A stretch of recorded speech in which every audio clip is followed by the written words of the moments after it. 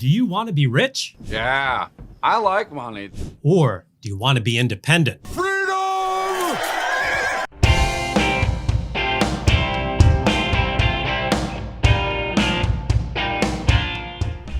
Hi, everyone. I'm Marc Lichtenfeld, Chief Income Strategist of the Oxford Club. Welcome to State of the Market. Charlie Munger, Robin to Warren Buffett's Batman, though Munger could buy and sell Bruce Wayne and his Batcave 10 times over. He once told a crowd, quote, "I did not intend to get rich. I wanted to get independent. I just overshot." So, why do you want to be rich? Is it to get the cool car, the butler, and the underground lair? I mean, obviously the answer to that is yes, but aside from those things, why do you want more money?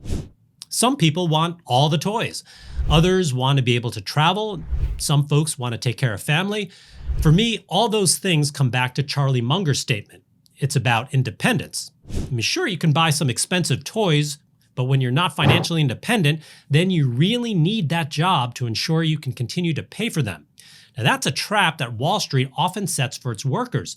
Many a young, well-paid investment banker swore that they would only do this intense and soul-sucking job for a few years, make a bunch of money, and then go do what they really want to do at 30 years old, maybe start a nonprofit. But you and me, the brokers, we're taking home cold hard cash via commission, mother. But then a nice car, expensive apartment, and house in the Hamptons means that the 30-year-old banker is still putting in 80 hours a week as they need the income to afford their lifestyle. You know, it's a vicious cycle. Now, I'm not into cars, and I was never a fan of the Hamptons, so financial independence to me means an impromptu trip with my family to the North Carolina mountains, or being able to send my kids to the college of their choice, or just that feeling that if you hate your job, you can tell your boss, "Take this job and shove it. I ain't working here no more." Now, I'm very fortunate that I'm not telling anyone to shove anything. I love my job helping people achieve their financial goals, but financial independence means you can. And isn't that the definition of freedom? I mean, when you think about it, isn't that what Washington, Jefferson, Hamilton, and the rest of the founding fathers were saying? What Jefferson was saying was, hey, you know, we left this England place because it was bogus. So if we don't get some cool rules ourselves, pronto, we'll just be bogus too. Yeah?